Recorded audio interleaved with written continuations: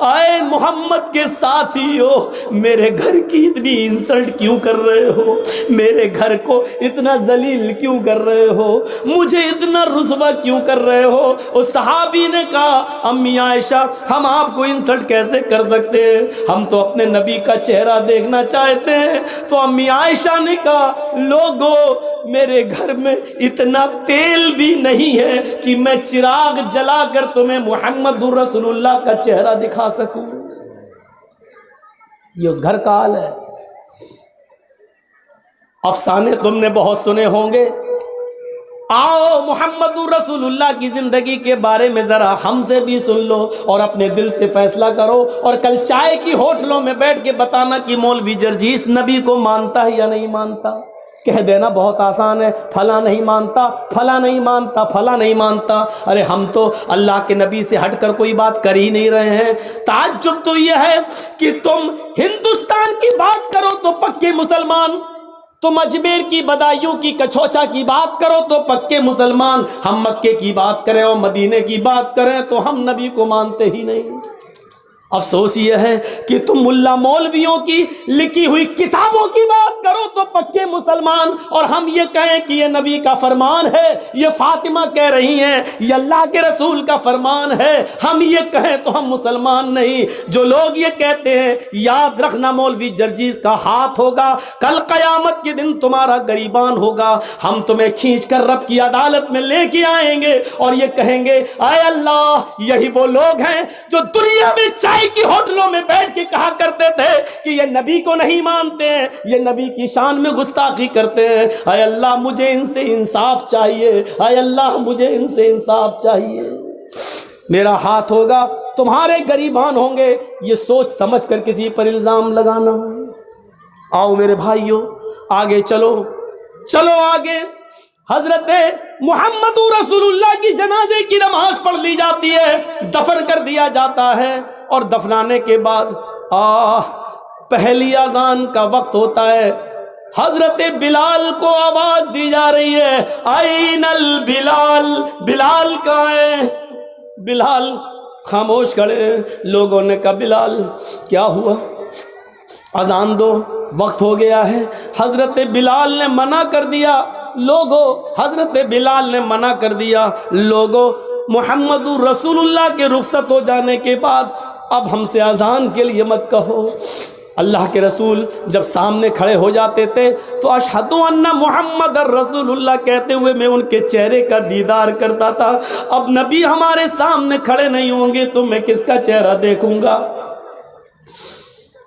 حضرت بلال اس حد تک نبی اکرم کی جدائی میں اس حد تک چلے گئے کہ وہ جہاں گلی جس گلی میں جاتے یہی کہتے ہیں اللہ کے رسول مجھ سے کیا غلطی ہو گئی، مجھے چھوڑ کے کیوں چلے گئے؟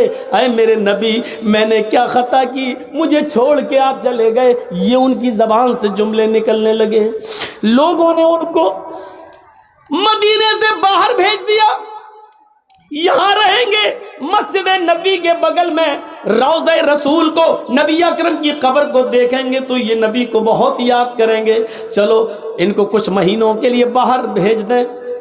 6 مہینے تک وہ ملک شام میں رہے، اور 6 مہینے کے بعد انہوں نے نبی اکرم کو خواب میں دیکھا۔ 6 مہینے کے بعد خواب میں دیکھا تو کہا، اللہ کے نبی خواب میں ان سے کہہ رہے ہیں اے بلال تو میرا مدینہ چھوڑ کے کہاں چلا گیا؟ اے بلال تو میری قربت چھوڑ کے کہاں چلا گیا؟ اے بلال تو میری نزدیکی چھوڑ کے کہاں چلا گیا؟ اے بلال تو مدینے میں واپس آ جا۔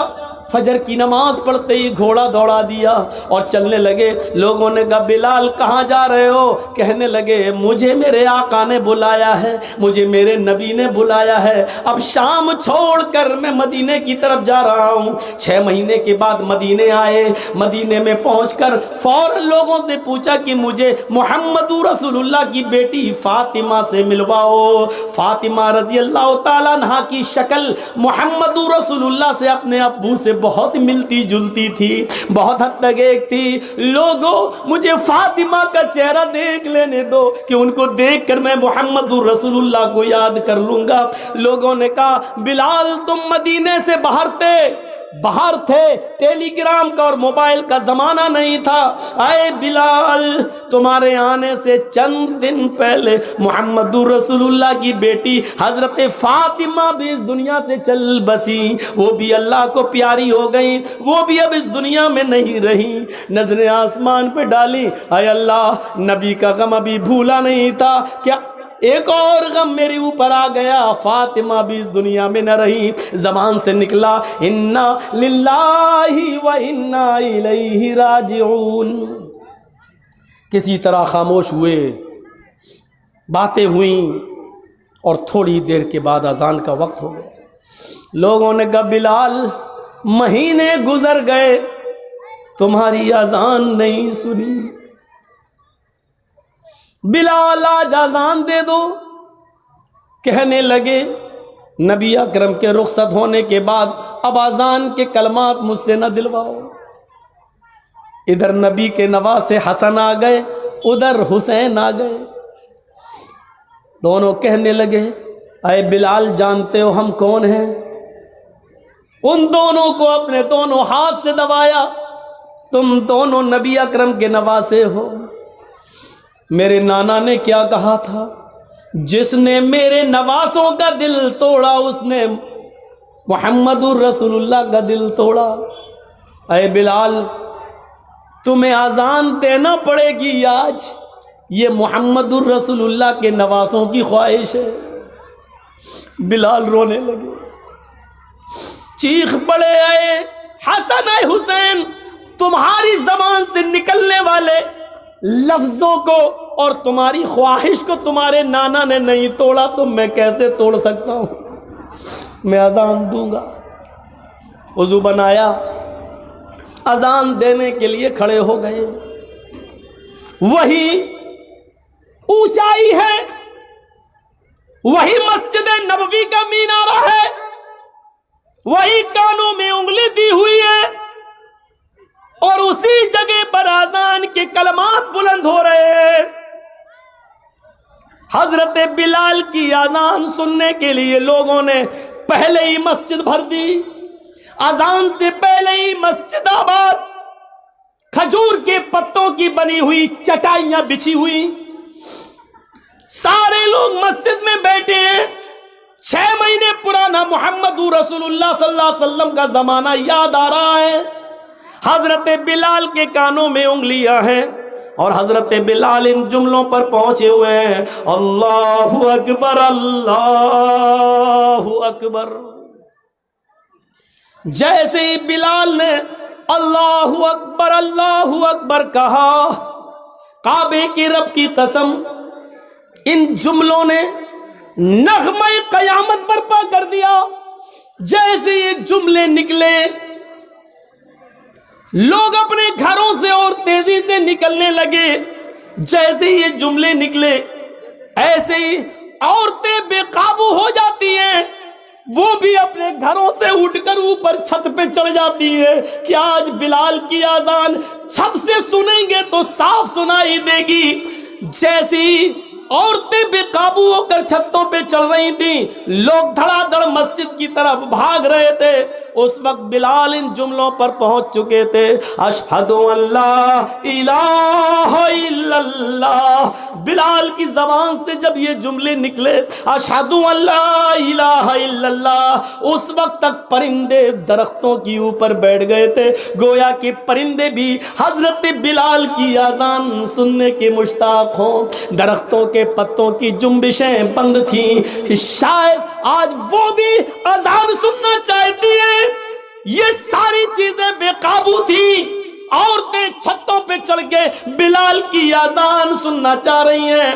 درختوں کے پتے جنبش نہیں کر رہے ہیں، چہچانے والے پرندے بھی خاموشی کے ساتھ بلال کی اذان سن رہے ہیں. اور صحابہ کرام کی آنکھوں میں آنسو ہے، نبی اکرم کا زمانہ یاد آ رہا ہے.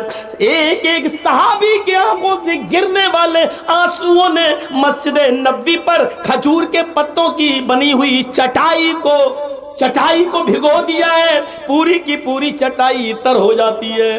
حضرت بلال ان جملوں پر پہنچتے ہیں، اشہد ان محمد الرسول اللہ، ابھی ان کی زبان سے محمد کا جملہ ہی نکل پایا تھا، رسول اللہ کا جملہ نہ نکلنے پایا کہ ان کی نگاہ وہیں پہنچ جاتی ہے جہاں جناب محمد رسول اللہ کھڑے ہو جایا کرتے تھے اور بلال سے کہتے تھے کہ اذان دو، اور بلال انہیں دیکھ کر پوری اذان دیا کرتے تھے۔ آج اس جگہ پر نبی اکرم کو غائب پایا، آج اس جگہ پر محمد رسول اللہ کو موجود نہ پایا، پریزنٹ نہ پایا۔ جیسے ہی ان کی نظر اس جگہ گئی اور نبی کو موجود نہ پایا تو غشی آئی، چکر آئے اور بے ہوش ہو کر وہ زمین کی اوپر گر پڑے۔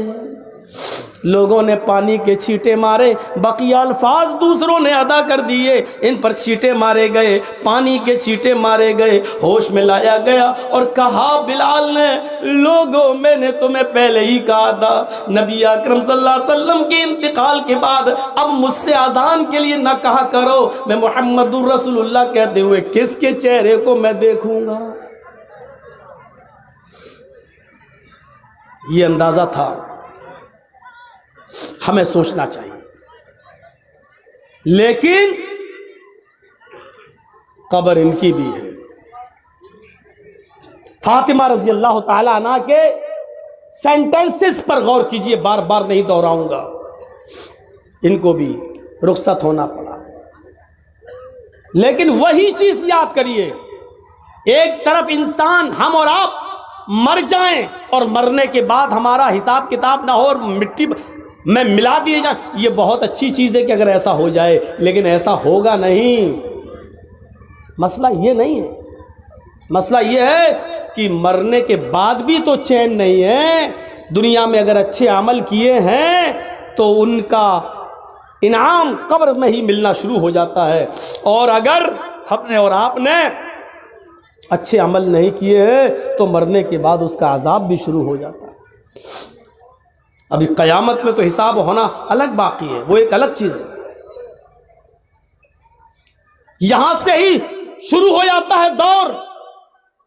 حضرت عثمان غنی کے سامنے جہنم کے عذاب کا ذکر کیا جاتا نہیں روتے، لیکن جب قبر کے عذاب کا ذکر کیا جاتا تو اتنا روتے کہ ان کی داڑھی تر ہو جاتی۔ پوچھا ہے عثمان، جہنم کے عذاب کا ذکر ہوتا تو تم نہ روتے، اور قبر کے عذاب کا ذکر ہوتا تو اتنا روتے، کیا بات ہے؟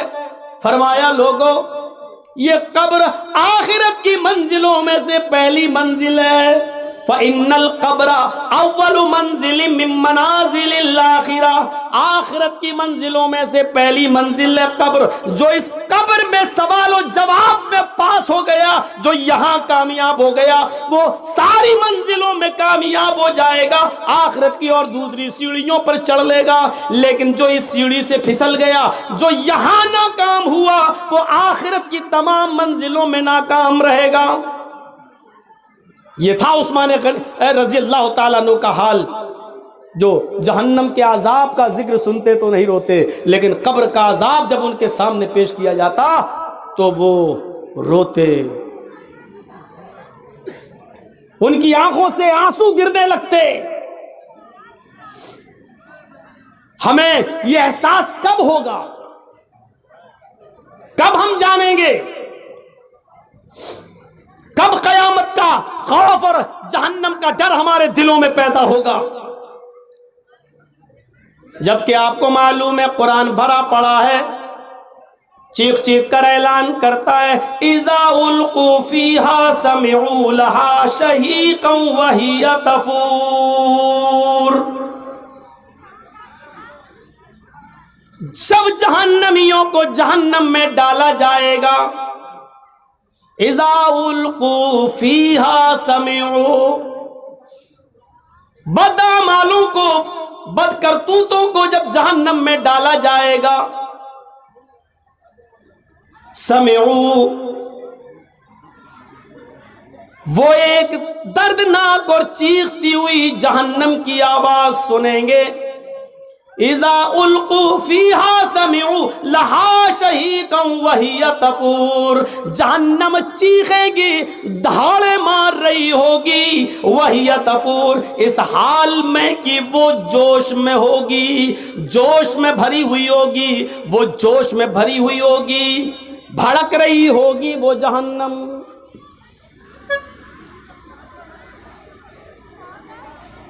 کون احساس کرے گا اس کا؟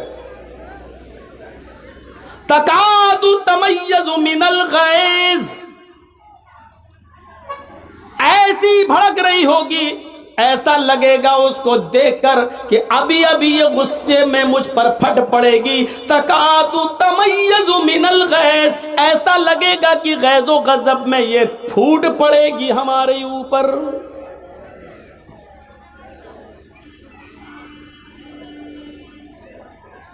کلما القی فیہا فوج سالہم خزنتها الم یاتکم نذیر قالوا بلى قد جاءنا نذیر فکذبنا وقلنا ما نزل اللہ من شیء ان انتم الا فی ضلال کبیر۔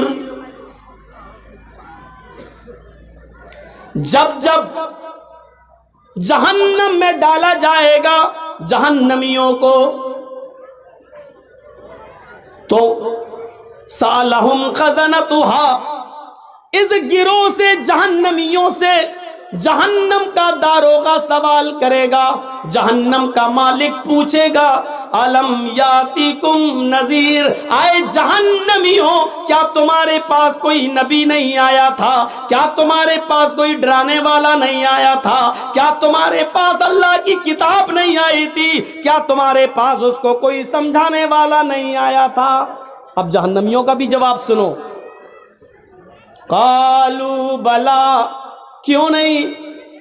ہمارے پاس اللہ کا ڈرانے والا بھی آیا تھا، ہمارے پاس اللہ کی کتاب بھی آئی تھی، ہمارے پاس منصور بھی تھا، ہمارے پاس دستور بھی تھا، ہمیں سمجھایا بھی گیا تھا، رسول بھی آئے، پیغمبر بھی آئے، کتابیں بھی آئیں، سب کچھ تھا ہمارے پاس، لیکن ہماری ڈھٹائی عیش و عشرت نے، دنیا داری نے، دنیا کے جاہو جلال نے، دنیا کے مال حرام کی ہوس نے، دنیا داری نے ہمیں کہیں کا نہیں چھوڑا، ہم دنیا داری میں ایسے پڑ گئے۔ فکذبنا وقلنا ما نزل اللہ من شیء، ہم نے نبیوں کو بھی جھٹلایا، ہم نے قرآن کو بھی جھٹلایا اور فرمایا یہ تمہاری اپنی باتیں ہیں، اللہ نے ہماری طرف کچھ بھی نازل نہیں کیا۔ ان انتم الا فی ضلال کبیر، تم تو بہت بڑی گمراہی میں ہو۔ وقالوا لو كنا نسمع او نعقل ما كنا في اصحاب السعیر، وہ چیخ چیخ کر کہیں گے اے کاش کہ ہم نے عقل و شعور سے کام لیا ہوتا، اے کاش کہ ہم نے کانوں سے سنا ہوتا۔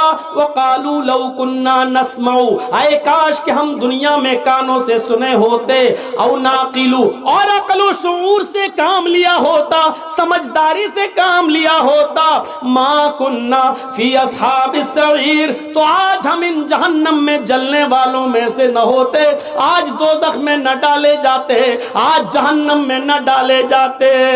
ما کننا فی اصحاب السعیر، ہم جہنم میں نہ جاتے۔ فاعترفوا بذنبہم فسحقا لاصحاب السعیر، وہ اپنے گناہوں کا اقرار کریں گے، وہ اپنے گناہوں کو ایکسپٹ کریں گے، وہ اپنے گناہوں کو سویکار کریں گے۔ ہاں ہم نے یہ گناہ کیے، لیکن وہاں قبول کرنے سے اور گناہ ایکسپٹ کرنے سے کچھ نہیں ہوگا۔ کہا جائے گا فسحقن سحقن سحقن، دور کر دو دور کر دو، یہ جہنمی ہیں، ان کو جہنم کے اندر پھینک دو۔ یہ آیت کس کے لیے ہے؟ قرآن نے کس کے لیے بیان کی ہے؟ ایک ایک جملے پر غور کر کے دیکھیں آپ، ایک ایک جملے پر، یہ جملے ہمیں کیا بتلا رہے ہیں؟ ان جملوں پر جائیے اور دیکھیے۔ فاعترفوا بذنبہم، یعنی وہاں جانے کے بعد وہ اپنے جرم کا اعتراف کریں گے۔ ہاں اے اللہ ہم نے شراب پی تھی، ہاں اے اللہ ہم نے جوا کھیلا تھا، ہاں اے اللہ ہم نے فلاں آدمی کا مرڈر کیا تھا، ہاں اے اللہ ہم نے بے شرمی اور بے حیائی کے سارے اڈے کھولے تھے، ہاں اے اللہ ہم نے جلسوں کے نام پر، دین کے نام پر جلسے کرائے، لیکن اس کے باوجود میلہ اور ٹھیلا لگانے سے ہم نہیں روک پائے۔ لڑکیاں ناچتی رہیں، گاتی رہیں، یہاں تک کہ فیشن اور اوریا کپڑے پہن کر نکلتی رہیں، جلسوں میں بھی لپسٹک اور کریم لگا لگا کے آتی گئیں، لیکن ہم بے بس تھے، ہم ان کو نہیں روک پائے، کیونکہ انہی کے آنے سے تو ہمارے جلسے چل رہے تھے، انہی کے آنے سے تو ہمارے مدرسے کا چندہ ہو رہا تھا۔ فَاعْتَرَفُوا بِذَنبِهِمْ، وہ اپنے گناہوں کا اقرار کریں گے، سویکار کریں گے اور ایکسپٹ کریں گے، لیکن وہاں اقرار اور ایکسپٹ کرنے سے کچھ نہیں ہوگا۔ یہ جلسہ ہو رہا آپ کے یہاں، یہ جلسہ ہو رہا ہے، اور باہر کیا ہو رہا تھا کچھ کہنے کی ضرورت ہی نہیں ہے، نظر ڈال لو، دیکھا ہوگا آپ نے، کہنا پڑتا ہے سخت جملے، نہیں کہنا چاہتا ہوں، تہذیب کے خلاف ہے، لیکن کہنا پڑتا، ایسا لگ رہا تھا جیسے ایک کتیا کے پیچھے 10 کتے بھاگ رہے۔ ہنس رہے ہو، ہنسو، میں کتیا کس کو کہہ رہا ہوں؟